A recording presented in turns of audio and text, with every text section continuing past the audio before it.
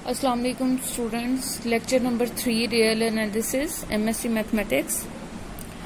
बेटा last lecture जो था उसमें आप सब सीक्वेंस की डेफिनेशन पढ़ चुके हैं।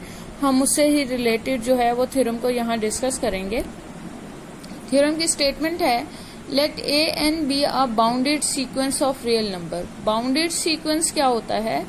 आपके पास जो रेंज ऑफ सीक्वेंस है उसको एक सेट में लिखें और वो अगर बाउंडेड हो तो हम कहेंगे सीक्वेंस भी बाउंडेड है। In other words, the range of the sequence is bounded, then sequence is bounded. Then there exist a convergent subsequence of a n. तो उसने कहा कि अगर ए एन कोई बाउंडेड सीक्वेंस है रियल नंबर्स का, तो फिर वहां पे कोई कन्वर्जेंट सब सीक्वेंस एग्जिस्ट करेगा। मीन्स के कोई सब सीक्वेंस है और वो कन्वर्ज कर रहा है, मुझे ये प्रूफ करना है। इससे पहले एक एग्जांपल है सब सीक्वेंस को जहां हमने डिस्कस किया था, वो एग्जांपल हम डिस्कस करते हैं। ए एन मेरे पास ये कोई सीक्वेंस है। अगर मैं एन की वेरिएशन देती जाऊं, एन 1 है तो वैल्यू 0 आ गई, एन 2 है तो value 2, 0 2 0 2 up to so on. A n k is equal to 0, n k are odd, a n k is equal to 2, n k are even. और रेंज देखें, रेंज आपके पास इसकी है 0 2, मीन्स के ये आपके पास क्या है, फाइनाइट। इसी तरह आपके पास अगर मैं कोई सीक्वेंस लूं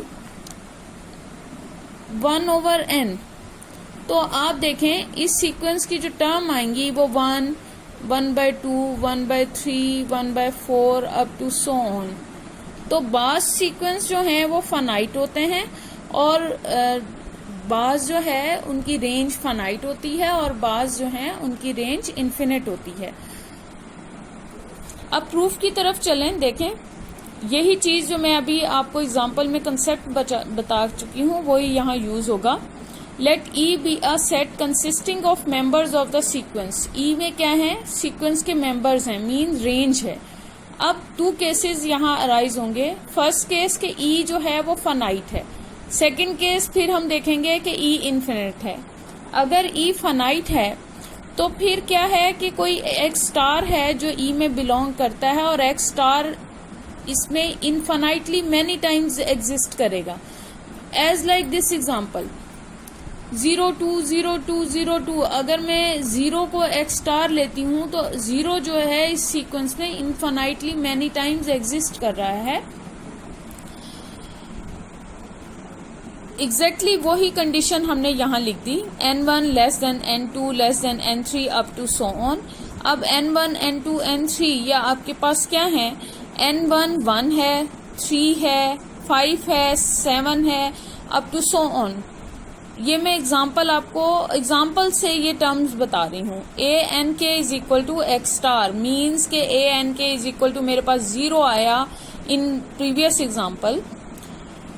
ए n k is a subsequence of a n and a n k converges to x star. और जो आपके पास ये कंडीशन आएगी ये क्या होगी, ये इसको माइनस कन्वर्ज, इसको मैथमेटिकल एक्सप्रेशन में अगर आप इसको लिखें तो a n k converges to x star, means कि ये मेरे पास एक सब सीक्वेंस आ गया और ये कन्वर्ज कर रहा है। मुझे अब इसी तरह सेकंड केस को भी लेके प्रूव करना है कि कोई एक सब सीक्वेंस है और वो भी कन्वर्ज कर रहा है।